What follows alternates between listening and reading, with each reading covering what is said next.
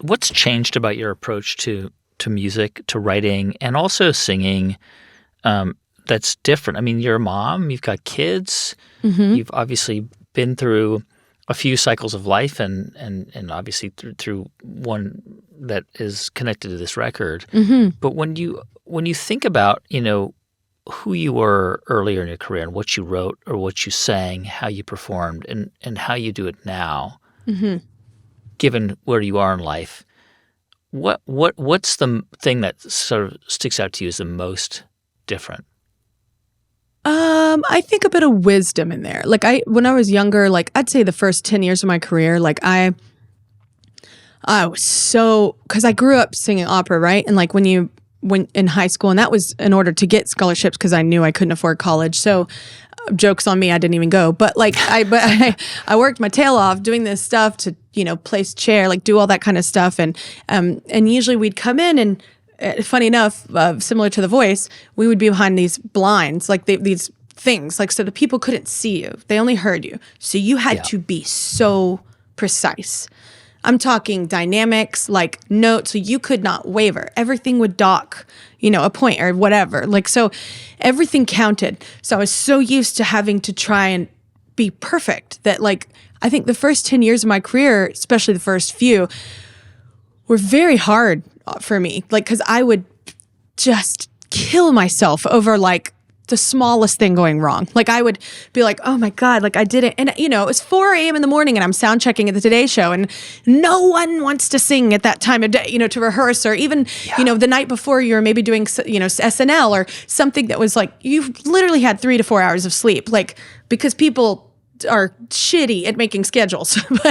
but anyway, so you'd be so exhausted and I was so hard on myself. And I think with that, and honestly, it came from a person I dislike probably most on this planet, but it came from a person like 10 years into my career of like being like, man, like if you're gonna judge yourself like this, like each time you're on stage, you're gonna be miserable. Like if you're not doing this and not having fun, like enjoy it. Like it doesn't need to be perfect. Nobody out there heard what you heard. Like, like I said, coming from like the most unlikable human on planet Earth, but it was really solid advice in the sense of like, it literally changed me like to where I was like, okay. And then I just started to enjoy myself. I started to enjoy, like, even if I messed up, I'd laugh or something or be like, well, that didn't work. Like, and you can't be perfect all the time. And I think that really helped me, enjoy it. And it doesn't have to be perfect and it can be emotional and it can be whatever it's going to be, and if you have to change the key because you haven't had any sleep or TMI, but it's your Margaret Monthly and everything's swollen and it changes, like, and you have to sing things differently. Like, it's okay. Like, so I think accepting that is just a bit of wisdom, comes in. So that's probably the thing that I think has been the most healthy lesson and helped me the most. I love that you took this piece of advice from the most unlikable person on earth. Literally. Most unlikable human ever. Stayed with you. Yeah. Well, just the advice. So not necessarily the being. I'm curious, who's the most unlikable person on earth? I have some ideas in my mind. Oh, man. It's, never met anyone like them.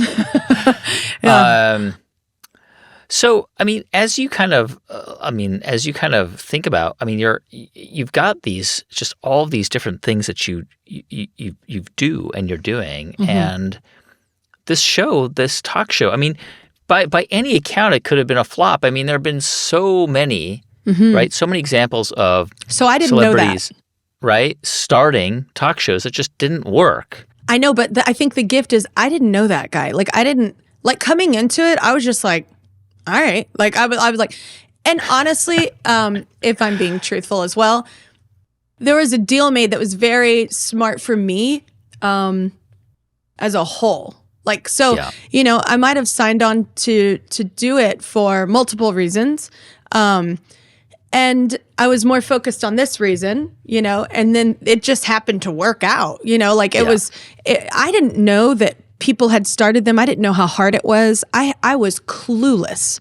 Ignorance was definitely bliss in that situation. Like And honestly, I didn't think it was going to go any, like, they were like at the pilot, they were like, how did you feel? And I was like, I mean, I felt like I was just talking to people, so I feel fine. But like, I don't know that people are going to watch this, but sure, let's do it. Like, it was like, I didn't necessarily have a ton of faith in it because it just was so far-fetched from what I ever thought I would be doing. Like, and, but I will say it, I've said this before, it's like a dream I didn't know I had because I'm able to, like I said, funnel all these creative things through this outlet while also getting to like talk to people. You have to be a curious person to do this job. Like, what I'm saying? Like when you're naturally curious about how people get where they get or why they chose to do something, like I think that's helpful. Innately, I'm just like that. So I don't know. I'm more shocked than any human that this worked out. So, and I'm happy it did because it ended up, like I said, being like a dream job I didn't know was a dream. But yeah, sometimes you just say yes to things for even ulterior motives, and then you just have no idea this blessing that's coming around the corner, which is why it's important to say yes to things. I feel like sometimes even though you don't want to, like it's something out of your comfort zone. If you like this clip and you want to watch another one, click right here. And if you want to watch the entire episode, click right here.